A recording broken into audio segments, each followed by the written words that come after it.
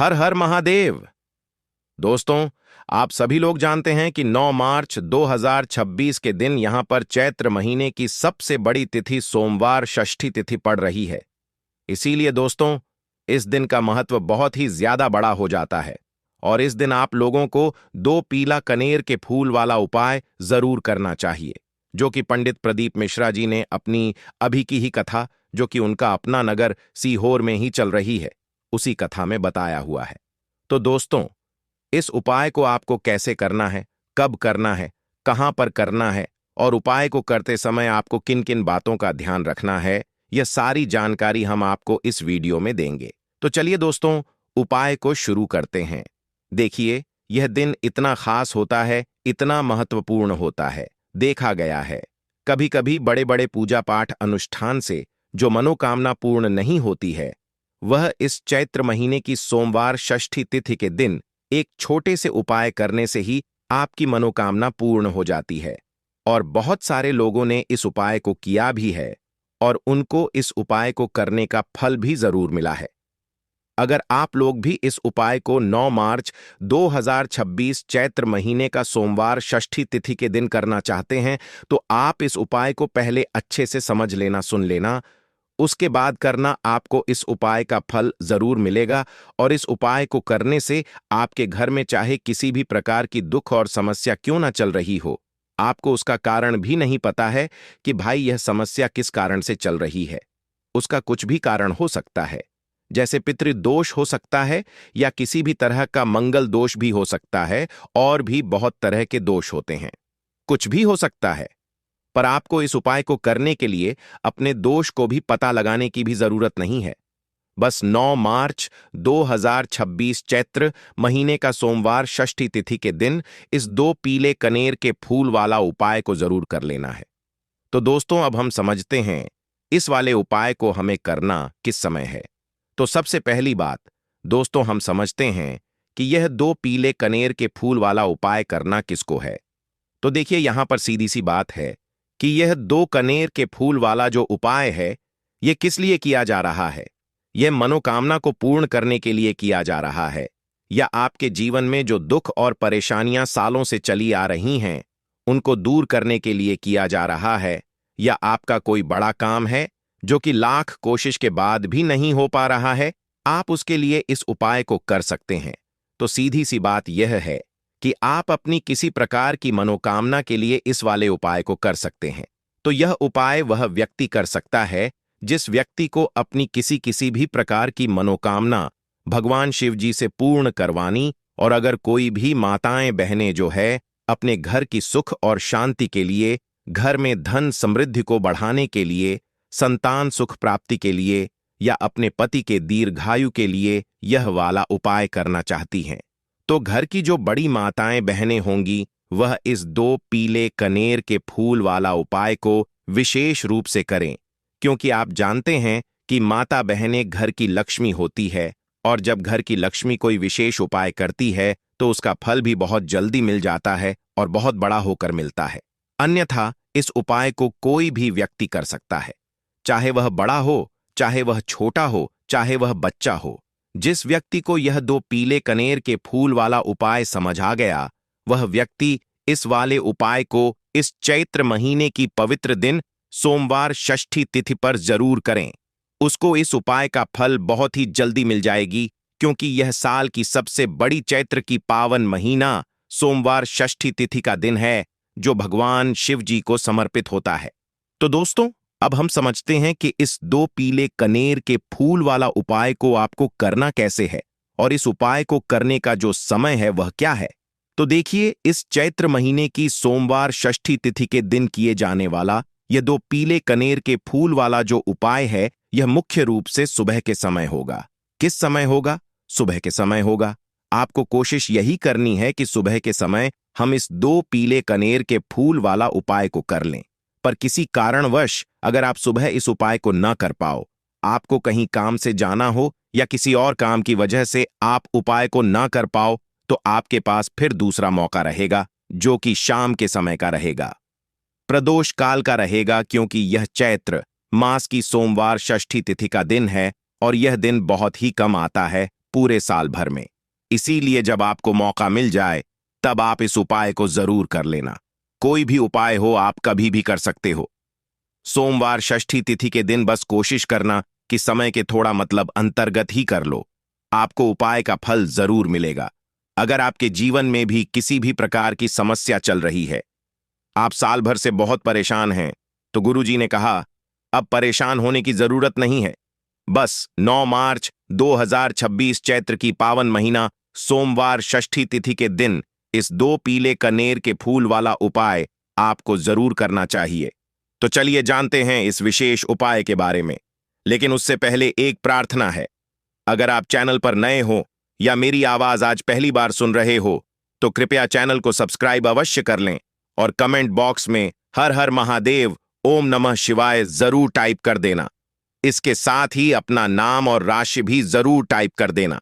तो देखिए, आप सभी जानते हैं कि चैत्र सोमवार की जो दिन होती है वह हमारे महादेव और माता पार्वती के मिलन की दिन होती है।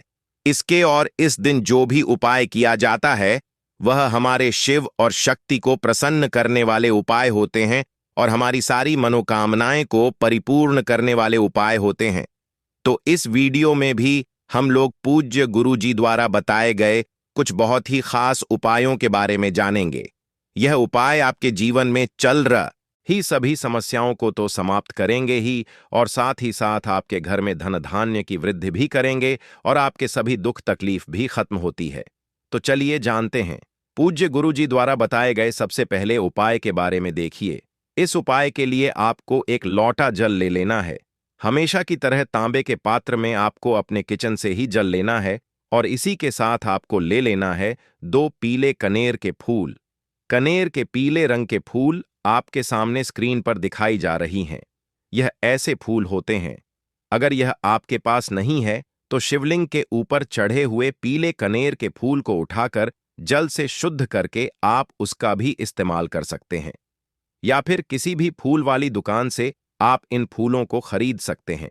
सिर्फ यह 2 सामग्री लेकर आपको शिवालय पहुंच जाना है, यानी कि शिव की मंदिर पहुंच जाना। यह बहुत ही विशेष उपाय है। जिन लोगों की कोई विशेष मनोकामना है जो परिपूर्ण अभी तक नहीं हो पा रही है, तो उस मनोकामना को परिपूर्ण करने के लिए इससे अच्छा उपाय चैत्र सोमवार षष्ठी तिथि दिन के लिए कोई भी नहीं हो सकता है। देखिए, आप शिवालय पहुंचने के बाद सबसे पहले आप दक्षिण दिशा में बैठ जाइएगा और उत्तर दिशा की तरफ अपना फेस कर लीजिएगा।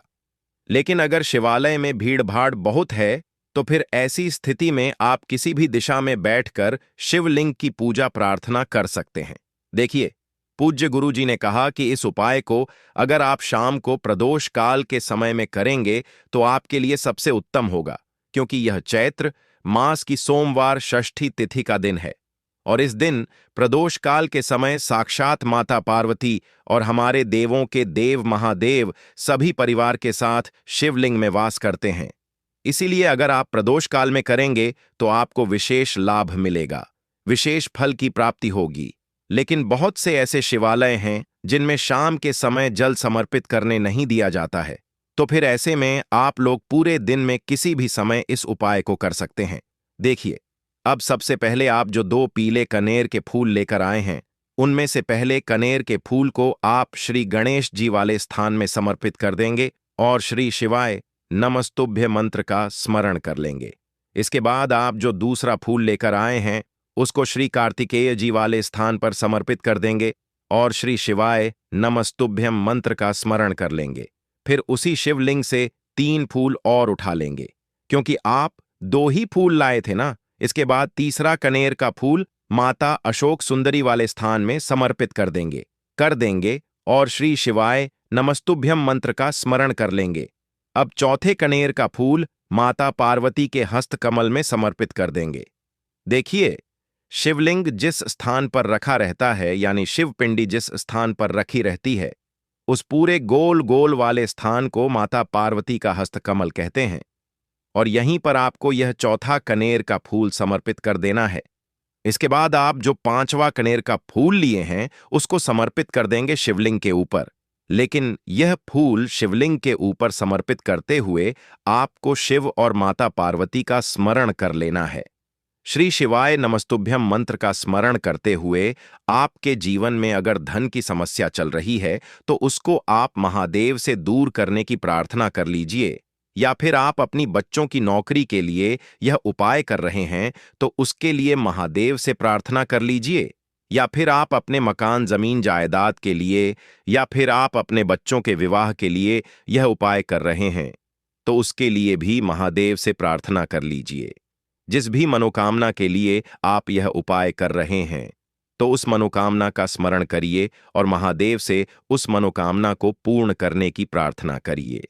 फिर श्री शिवाय नमस्तुभ्यम मंत्र का स्मरण करते हुए यह आखिरी फूल आपको शिवलिंग के ऊपर समर्पित कर देना है। इसके बाद आप जो एक लोटा जल लेकर आए हैं उसमें से थोड़ा जल आप सबसे पहले श्री गणेश जी वाले स्थान पर आपने जो फूल समर्पित किया है उसमें समर्पित कर दीजिए। फिर थोड़ा सा जल आप श्री कार्तिकेय जी वाले स्थान पर जो फूल समर्पित किए हैं उसके ऊपर थोड़ा सा समर्पित कर दीजिए। फिर तीसरे नंबर पर आपने जो फूल माता अशोक सुंदरी वाले स्थान पर समर्पित किया है उस पर एक थोड़ा सा जल समर्पित कर दीजिए। फिर चौथे नंबर पर आपने जो माता पार्वती के हस्तकमल में फूल समर्पित किया है उसके ऊपर थोड़ा सा जल समर्पित कर दीजिए। ऐसा करते हुए पूरा जल आप शिवलिंग के ऊपर धीरे धीरे समर्पित करते जाइए तथा लगातार श्री शिवाय नमस्तुभ्यम मंत्र का स्मरण करते जाइए। अगर आपको शिव परिवार के बारे में पता नहीं है तो सामने आपको एक पिक्चर दिखाई जा रही शिव परिवार एक इमेज लगी दिखाई जा रही है जिसमें आपको पूरा परिवार दिखाया जा रहा है। इसमें श्री गणेश जी का स्थान कहाँ है, श्री कार्तिकेय जी का स्थान कहाँ है, माता अशोक सुंदरी का स्थान कहाँ है, माता पार्वती का स्थान कहाँ है, यह सारे स्थान आपको दिखाई जा रहे हैं और इन्हीं स्थानों पर आपको यह फूल समर्पित करने हैं। पूज्य गुरु जी कहते हैं कि जो भी व्यक्ति 9 मार्च 2026 चैत्र महीने की सोमवार षष्ठी तिथि के दिन इन 5 स्थानों पर यानी इस पूरे शिव परिवार के ऊपर यह पीले कनेर के फूल समर्पित करके जल समर्पित कर देता है तो उसके जीवन की कोई भी मनोकामना हो वह महादेव की कृपा से बहुत ही जल्द परिपूर्ण हो जाती है। तो दोस्तों, इस विशेष उपाय को आप जरूर कीजिएगा। अब हम लोग जानते हैं गुरु जी द्वारा बताए गए दूसरे खास उपाय के बारे में। यह उपाय भी आपकी मनोकामना को ही परिपूर्ण करने के लिए है। इस उपाय के लिए भी आपको एक लोटा जल ले लेना है और साथ ही 3 बेलपत्र ले लेनी है। एक लोटा जल आपको अपने किचन से लेना है और बेलपत्र अगर आपके पास हो तो ले लीजिए और ना हो तो फिर आप शिवलिंग के ऊपर छड़ी हुई बेलपत्र को उठाकर जल से शुद्ध करके फिर उसका भी इस्तेमाल कर सकते हैं। अगर आप पहले उपाय ना कर सके तो फिर आप इस दूसरे उपाय को कर सकते हैं। दोनों ही उपाय आपके जीवन की मनोकामना को परिपूर्ण करने के लिए है, धन धान्य के भंडार को भरने के लिए है। देखिए, अब सबसे पहले यह दोनों सामग्री लेकर आपको पहुंच जाना है। किसी बेल वृक्ष के नीचे यह उपाय भी आप सुबह से लेकर शाम तक किसी भी समय कर सकते हैं। बेलपत्र के वृक्ष के नीचे पहुंचकर बेलपत्र की जड़ के आसपास आपको कहीं बैठ जाना है, लेकिन आपको अपना फेस उत्तर दिशा की तरफ करना है, यानी आपका जो चेहरा होगा वह उत्तर दिशा की तरफ होगा। उत्तर दिशा की तरफ आपको अपना मुख रखना है और फिर यह तीनों बेलपत्र आपको अपनी हथेली में रखना है और आपको अपनी मनोकामना बोल देनी है। जिस भी मनोकामना के लिए आप यह उपाय कर रहे हैं अपनी मनोकामना का स्मरण कर लीजिए और इस बेलपत्र को आप बेलपत्र के पेड़ की जड़ के पास कहीं पर रख दीजिए और श्री शिवाय नमस्तुभ्यम मंत्र का स्मरण करते हुए 1 या 2 मिनट बाद इस बेलपत्र को वापस उठा लीजिए और फिर यह दोनों सामग्री लेकर आप शिवालय आ जाइए।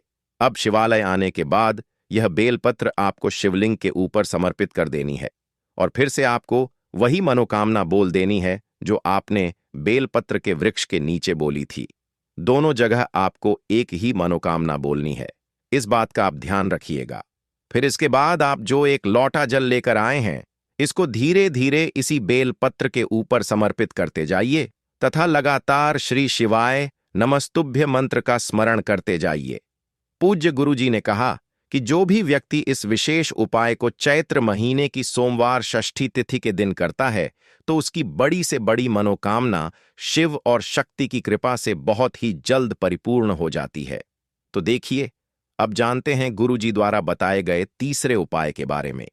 यह उपाय आपके जीवन की सारी तकलीफों को समाप्त करके धन धान्य के भंडार को भरने के लिए। इस उपाय के लिए आपको 11 चावल के दाने ले लेने हैं। 11 चावल के दाने कहीं से भी टूटे हुए नहीं होने चाहिए, खंडित नहीं होने चाहिए। फिर इसी के साथ आपको 21 हरे मूंग के दाने ले लेने हैं, यानी हरे साबुत मूंग के दाने ले लेने हैं, जिसे कहीं कहीं पर खड़े मूंग के दाने भी कहते हैं। फिर इसके बाद सबसे आखिर में आपको 4 बेलपत्र ले लेनी है। बेलपत्र भी कहीं से कटी फटी नहीं होनी चाहिए। देखिए, 9 मार्च 2026 पौ महीने की सोमवार षष्ठी तिथि के दिन आपको यह तीनों सामग्री कहीं न कहीं से एकत्र जरूर कर लेनी है। अब यह सारी सामग्री लेकर आप शिवालय पहुंच जाएं। इस उपाय को आप शाम को प्रदोष काल के समय में ही करेंगे। देखिए, शिवालय पहुंचने के बाद सबसे पहले शिवालय की चौखट होती है। वहां पर आपको यह 11 चावल के दाने समर्पित कर देने हैं और श्री शिवाय नमस्तुभ्यम मंत्र का स्मरण कर लेना है। शिवालय 11 चावल के दाने समर्पित कर देने हैं और श्री शिवाय नमस्तुभ्यम मंत्र का स्मरण कर लेना है। शिवालय की जो चौखट होती है, जहां से आप अंदर प्रवेश करते हैं, उसके दाहिने साइड या बाएं साइड या कहीं पर भी चौखट के ऊपर कहीं पर भी आप यह 11 चावल के दाने समर्पित कर दीजिए। इसके बाद आप अंदर जाइए और शिवलिंग के सामने जो नंदी महाराज होते हैं, यानी जो नंदीश्वर भगवान होते हैं, उनका जो पैर उठा हुआ रहता है, उसके बगल में आपको 22 हरे मूंग के दाने समर्पित कर दीजिए। जो पर उठा हुआ रहता है, उसके बगल में 22 हरे मूंग के दाने समर्पित कर दीजिए और श्री शिवाय नमस्तुभ्यम मंत्र का स्मरण कर लीजिए। इसके बाद आप जो 4 बेलपत्र लेकर आए हैं, उनको जो शिवलिंग में माता अशोक सुंदरी वाला स्थान होता है, वहां पर समर्पित कर देना है। माता अशोक सुंदरी वाले स्थान पर 4 बेलपत्र समर्पित कर देना है। बेलपत्र की डंडी बाहर की तरफ रहेगी और बेलपत्र की चिकनी साइड वाला हिस्सा नीचे की तरफ रहेगा। इसके बाद फिर से आपको श्री शिवाय नमस्तुभ्यम मंत्र का स्मरण करते हुए अपनी मनोकामना का स्मरण कर लेना है। पूज्य गुरु जी ने कहा कि 9 मार्च चैत्र महीने का आखिरी सोमवार षष्ठी तिथि के दिन जो भी व्यक्ति यह वाला उपाय कर लेता है, तो उसके जीवन के सारे संकट समाप्त हो जाते हैं और उसको कभी भी धन धान्य की कमी नहीं होती है। तो दोस्तों, अब हम जानते हैं पूज्य गुरुजी द्वारा बताए गए सबसे आखिरी उपाय के बारे में। यह उपाय भी आपके कार्यों में आपको सफलता प्राप्त करने के लिए है। तो इस उपाय के लिए भी आपको एक लोटा जल ले लेना है।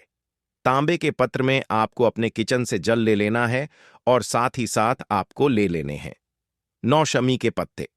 शमी के पत्ते भगवान गणेश को भी अत्यधिक प्रिय होते हैं और महादेव को भी अत्यधिक प्रिय होते हैं। देखिए, फिर इसी के साथ सबसे आखिर में आपको ले लेना है एक दीपक। आप चाहे तो मिट्टी का ले लें या फिर अपने घर पर आप शुद्ध आटा मारकर उसका भी दीपक तैयार कर सकते हैं। आपको इसमें लंबी बत्ती का प्रयोग करना है और शुद्ध देसी घी का प्रयोग करना है। अब सिर्फ यह 3 सामग्री लेकर आपको शिवालय पहुंच जाना है। शिवालय इस उपाय को भी अगर आप शाम के समय में करेंगे तो आपके लिए सर्वोत्तम होगा। लेकिन बहुत से ऐसे शिवालय होते हैं जिनमें शाम के समय में जल समर्पित करने नहीं दिया जाता है। तो फिर ऐसे में इस उपाय को पूरे दिन में किसी भी समय कर सकते हैं। देखिए, शिवालय पहुंचने के बाद सबसे पहले आप जो 9 शमी के पत्ते लेकर आए हैं, उनमें से 3 शमी के पत्ते आप भी गणेश जी वाले स्थान में समर्पित कर देना है। शिवलिंग के दाहिनी साइड में जो श्री गणेश जी का स्थान होता है, वहां पर आपको 3 सम्मिलित कर देने हैं और श्री गणेशाय नमः मंत्र का स्मरण कर लेना है। फिर इसके बाद 5 शमी के पत्ते आपको शिवलिंग के ऊपर समर्पित कर देना है और ओम नमः शिवाय या फिर श्री शिवाय नमस्तुभ्यम, इन दोनों में से किसी भी एक मंत्र का स्मरण कर लेना।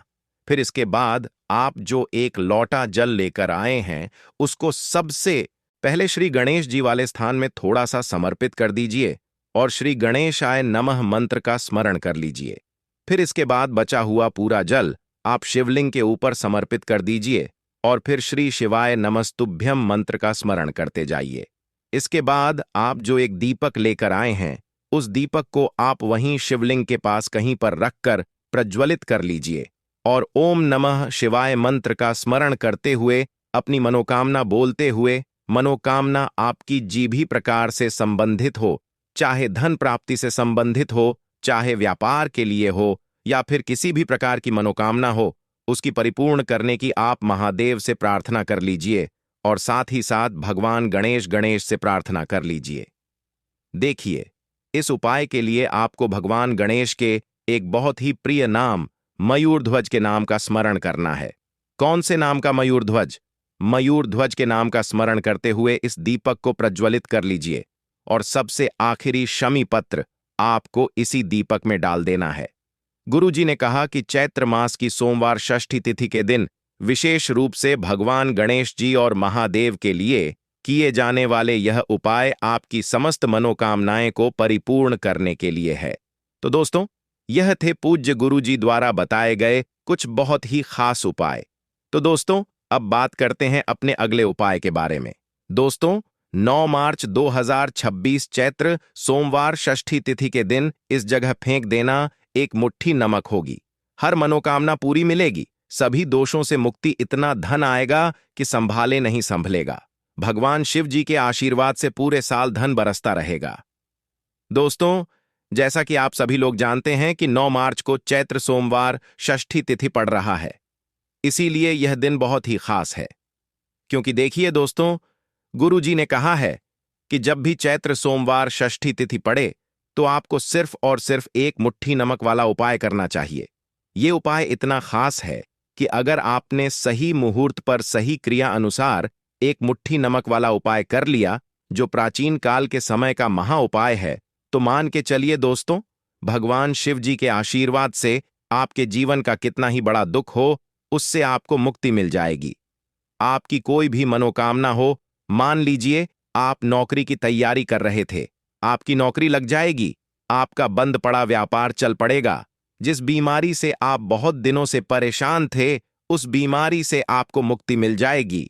आपके जीवन में धन आना शुरू हो जाएगा, आपके जीवन में धन आने के सारे रास्ते खुल जाएंगे और मान के चलिए दोस्तों, फिर आपको किसी भी प्रकार की परेशानी का सामना नहीं करना पड़ेगा।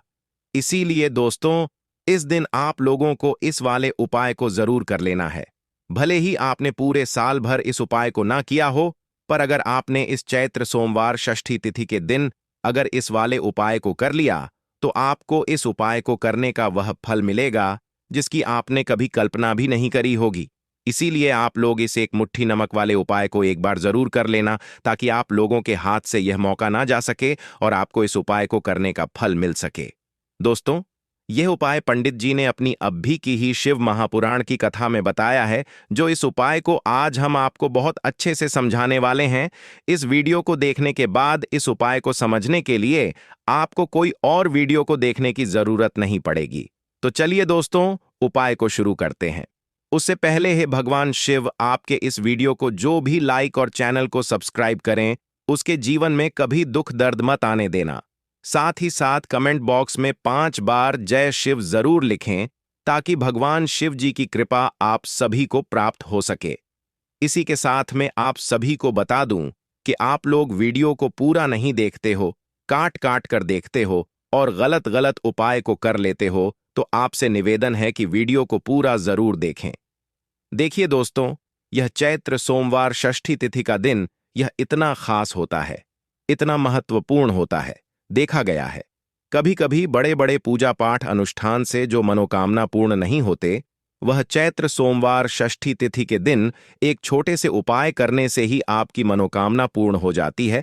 और बहुत सारे लोगों ने इस उपाय को किया भी है और उनको इस उपाय को करने का फल भी जरूर मिला है। अगर आप लोग भी इस उपाय को करना चाहते हैं, तो आप इस उपाय को पहले अच्छे से समझ लेना, सुन लेना, उसके बाद करना।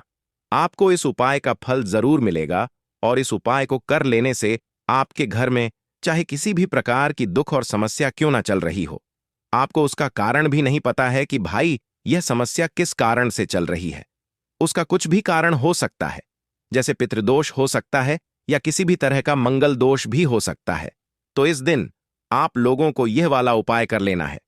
यह एक ऐसा उपाय है जिस उपाय को अगर किसी विशेष दिन पर किया जाए, तो भाई उस विशेष दिन का जो है वह तो हमें मिलता ही मिलता है।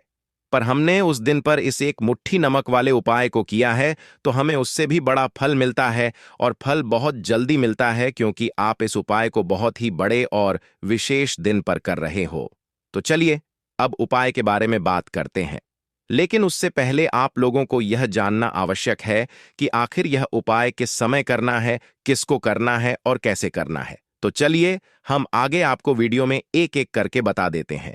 तो दोस्तों, इस एक मुट्ठी नमक वाले उपाय को हमें इस चैत्र सोमवार षष्ठी तिथि के दिन कैसे करना है, किसको करना है, किस समय करना है और कहां पर करना है, यह सारे सवालों के जवाब आपको इस वीडियो में मिल जाएंगे। और जो यह वीडियो देखेगा भाई, उसको एक मुट्ठी नमक वाला उपाय जरूर करना चाहिए, क्योंकि इस दिन शत्रुओं और किसी भी दोष, किसी भी बीमारी से मुक्ति पाने के लिए एक मुंह आठी नमक का बहुत ही बड़ा और विशेष महत्व होता है। और जब बात आ जाए एक मुट्ठी नमक की, तो यह सोने पर सुहागा वाली बात हो जाती है और यह एक बहुत ही बड़ा उपाय हो जाता है। अब दोस्तों, इस एक मुट्ठी नमक वाले उपाय को आखिर करना किसको है, सबसे पहले हम लोग वह बात जान लेते हैं। तो देखो, घर की जो बड़ी माताएं बहनें होती हैं, उन माताओं बहनों में से कोई भी एक बड़ी माता बहन इस वाले उपाय को कर सकती है। और दोस्तों, अगर आप चाहे तो अपने घर में से सभी सदस्यों को भी इस उपाय को करवा सकते हैं।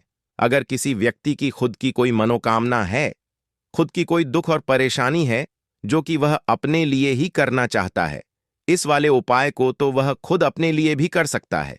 बाकी अगर कोई घर में से ऐसा है जो कि अपने पूरे घर परिवार की सुख और शांति के लिए यह वाला उपाय करना चाहता है, तो भाई वह भी कर सकता है, उसमें भी कोई दिक्कत वाली बात नहीं है। कहने का मतलब यह है कि इस उपाय को हर एक सदस्य भी कर सकता है, और पूरे घर परिवार के सदस्य के लिए घर की बड़ी माताओं बहनों में से कोई एक माता बहन भी कर सकती है। माताएं बहनें अगर घर में उपस्थित ना हो या वह यह वाला उपाय ना कर पा रही हो, तो फिर घर का कोई बड़ा सदस्य भी इस एक मुट्ठी नमक वाले उपाय को कर सकता है। चाहे फिर वह पुरुष ही क्यों ना हो, उसमें कोई भी दिक्कत वाली बात नहीं है। अब दोस्तों, एक मुट्ठी नमक वाले उपाय को हमें करना कहां पर है? देखो, इस उपाय को हमें मंदिर में ही करना है। बहुत सारे लोग प्रश्न करते हैं, हर एक उपाय को करते समय क्या हम इस उपाय को घर पर या मंदिर में कर सकते हैं? देखो, तो इस वाले उपाय को आप मंदिर पर करोगे तो अच्छा रहेगा, घर में नहीं करना है इस वाले उपाय को। उसके बाद में दोस्तों, जो अगला प्रश्न निकल कर आता है वह यह आता है इस उपाय को लेकर कि आखिर इस उपाय को हमें किस समय करना है, सुबह के समय करना है कि शाम के समय करना है? तो देखो, इस वाले उपाय को आप लोग सुबह के समय भी कर सकते हो और शाम के समय प्रदोष काल में भी कर सकते हो। अब अगर आप पूछो कि भाई साहब सबसे उत्तम समय कौन सा रहेगा इस एक मुट्ठी नमक वाले उपाय को करने का, तो हम आपसे बस यही कहेंगे कि इस उपाय को आप शाम के समय करेंगे तो ज्यादा बेहतर होगा, क्योंकि पौ सोमवार षष्ठी तिथि का दिन है और इस दिन प्रदोष काल के बहुत महत्व होता है। बाकी अगर सुबह के समय भी करेंगे तो भी अच्छा होगा, उसमें कोई भी दिक्कत वाली बात नहीं है। तो अब दोस्तों, जो अगली सबसे बड़ी और महत्वपूर्ण बात आती है वह यह आती है कि सुबह अगर हम उपाय को करेंगे तो हमें कितने बजे से लेकर कितने बजे तक के बीच में करना है, और शाम के समय प्रदोष काल में करेंगे तो हमें कितने बजे से लेकर कितने बजे के बीच में करना है। तो देखो, सुबह जितनी जल्दी हो सके आप उपाय को करने की कोशिश करना। बाकी अगर किसी कारणवश लेट भी हो जाओ, थोड़ी देर भी हो जाए तो देखो, सुबह जितनी जल्दी हो सके आप उपाय को करने की कोशिश करना। बाकी अगर किसी कारणवश लेट भी हो जाओ, थोड़ी देर भी हो जाए, तो 10 या 11 बजे तक भी आप उपाय कर लेना, पर 12 बजे से ज्यादा देरी ना हो, ठीक है? इस बात का ध्यान रखना। उसके बाद में दोस्तों, अगर शाम के समय प्रदोष काल की बात करें, प्रदोष काल का जो समय है होता है वह शाम के 6 बजे से शुरू हो जाता है। मतलब शाम के 6 बजे से लेकर 7 बजे के बीच का जो समय होता है, यह समय प्रदोष दुष्काल का समय होता है। इस उपाय को 7 बजे या 8 बजे के बीच में भी कर सकते हो। मतलब शाम के 6 बजे से रात 8 बजे के बीच में आप कभी भी इस वाले उपाय को कर सकते हो, उसमें कोई भी दिक्कत वाली बात नहीं है। परंतु 9 मार्च चैत्र सोमवार षष्ठी तिथि के दिन कोशिश करना कि समय के अंतर्गत ही कर लो। किसी कारणवश ना कर पाओ तो थोड़ा देरी से भी कर सकते हो। तो चलिए अब हम अपने सबसे पहले उपाय की बात कर लेते हैं। तो देखिए दोस्तों, सोमवार की रात एक मुट्ठी नमक घर में इस जगह पर फेंक देना। पितृदोष, धन की तंगी हमेशा के लिए दूर हो जाएगी। 1 महीने में बनोगे करोड़पति। फिर मत कहना बताया नहीं तो। आइए दोस्तों, जानते हैं आज के इस वीडियो में। लेकिन दोस्तों, आपको एक बात का विशेष ध्यान रखना है। नमक को डालते समय आपको कोई देखे ना दोस्तों।